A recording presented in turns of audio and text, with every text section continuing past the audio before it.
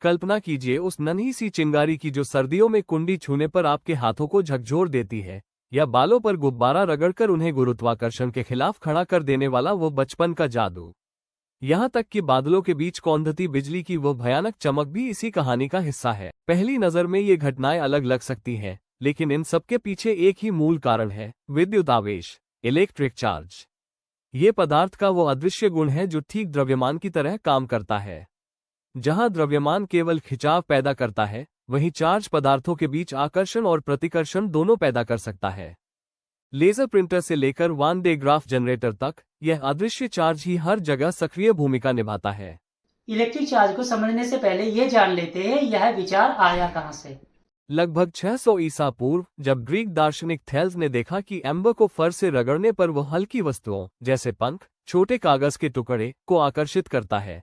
दिलचस्प ये है कि सदियों तक वैज्ञानिक और दार्शनिक इस आकर्षण को लेकर उलझन में रहे।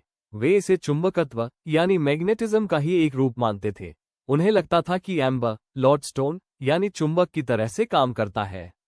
ये भ्रम 16वीं शताब्दी तक बना रहा, जब विलियम गिलबर्ट ने सिद्ध किया कि विद्युत आकर्षण और चुंबकीय आकर्षण दो अलग अलग बल हैं।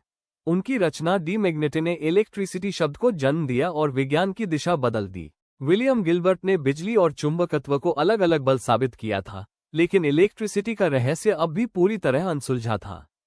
इस पहेली को सुलझाने का प्रयास अमेरिकी वैज्ञानिक और राजनेता बेंजामिन फ्रैंकलिन ने किया। हम उनके एक्सपेरिमेंट्स जैसे काइट एक्सपेरिमेंट या लेडन जार आदि के बारे में चर्चा नहीं करेंगे, बल्कि उनके प्रस्तावित सिद्धांतों के बारे में संक्षेप में बात करेंगे। 1747 में फ्रैंकलिन ने अपनी प्रसिद्ध सिंगल फ्लूइड थ्योरी प्रस्तुत की, जिसमें उन्होंने इलेक्ट्रिसिटी को एक अदृश्य तरल या इलेक्ट्रिकल फायर कहा, जो हर पदार्थ के भीतर मौजूद रहती है। उनका मानना था कि जब दो वस्तुओं को रगड़ा जाता है, तो ये तरल एक वस्तु से दूसरी में स्थानांतरित हो जाता है। जिस वस्तु में विद्युत की अतिरिक्त मात्रा पहुंच जाती है, वो पॉजिटिव कहलाती है, और जिसमें कमी हो जाती है, वो नेगेटिव। उन्होंने ये भी देखा कि समान गुण वाली वस्तुएं एक दूसरे को प्रतिकर्षित करती हैं, जबकि विपरीत गुण वाली वस्तुएं आकर्षित। दिलचस्प बात यह है कि इन चिन्हों का चुनाव फ्रैंकलिन ने लगभग संयोगवश किया था, लेकिन यही शब्दावली आज भी इलेक्ट्रिसिटी और चार्ज को समझाने के लिए इस्तेमाल की जाती है। इन सिद्धांतों का वर्णन उन्होंने अपनी प्रसिद्ध पुस्तक experiments and observations on electricity में किया है।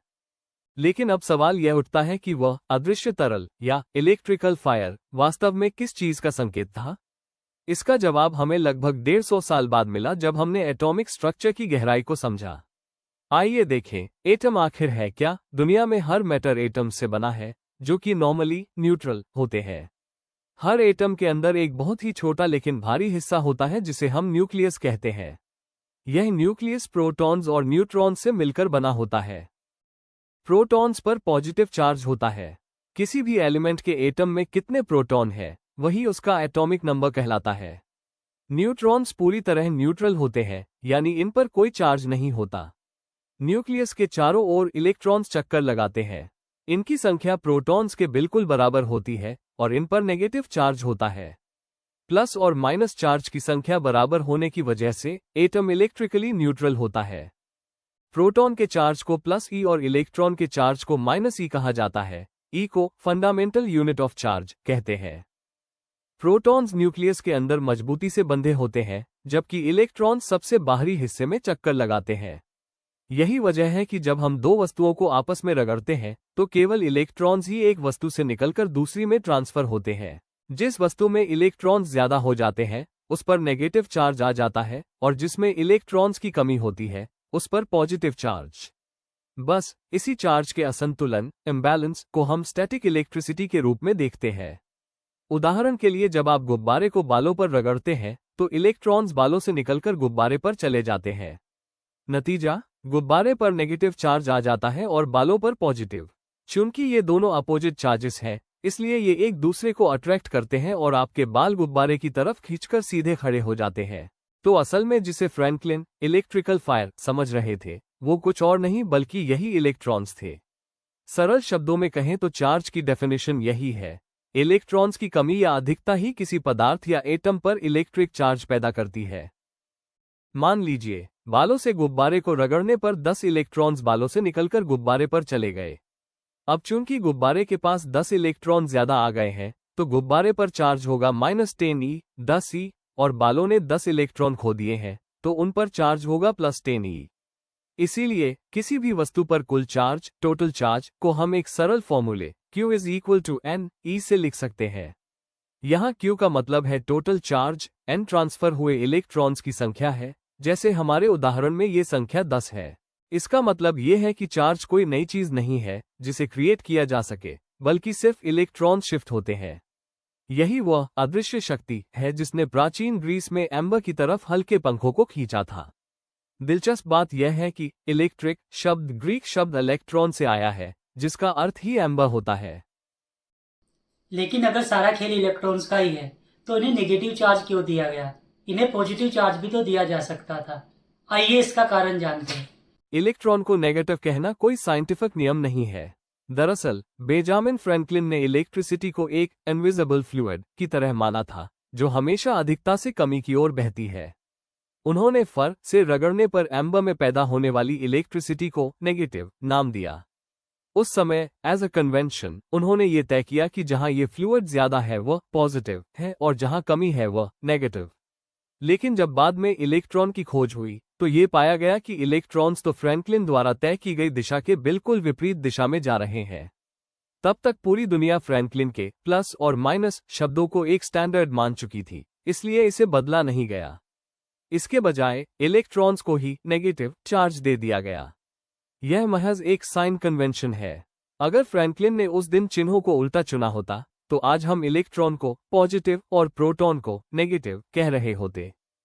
अब जब हम ये जान चुके हैं कि इलेक्ट्रॉन पर नेगेटिव चार्ज क्यों है, तो आइए इलेक्ट्रिक चार्ज की कुछ बेसिक प्रॉपर्टीज को समझ लेते हैं जो पूरी फिजिक्स का आधार है।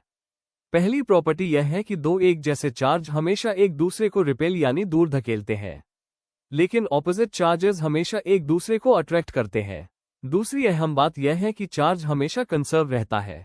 इसे न तो पैदा क्रिएट किया जा सकता है और न ही डिस्ट्रॉय। हमारे बालों और गुब्बारे वाले उदाहरण में भी चार्ज कहीं से नया पैदा नहीं हुआ था, वो बस एक जगह से दूसरी जगह ट्रांसफर हुआ था। इसे ही हम law of conservation of charge कहते हैं। तीसरी प्रॉपर्टी यह है कि चार्ज हमेशा क्वांटाइज्ड होता है। आसान शब्दों में कहें तो इलेक्ट्रॉन हमेशा अविभाज्य होता है, यानी आप आधा या पौना इलेक्ट्रॉन ट्रांसफर नहीं कर सकते। इसका मतलब यह है कि इलेक्ट्रिक चार्ज कंटिन्यूअस न होकर डिस्क्रीट पैकेट्स के रूप में मौजूद होता है।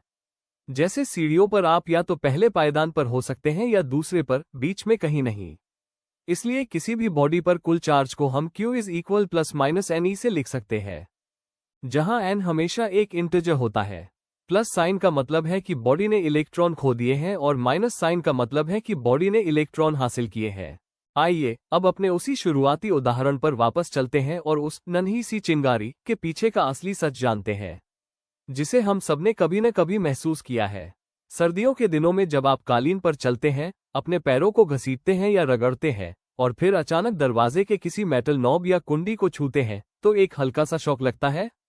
इसका कारण भी वही इलेक्ट्रॉन्स है। दरअसल कालीन पर पैर रगड़ने की वजह से आपके शरीर में बहुत सारे इलेक्ट्रॉन्स जमा हो जाते हैं।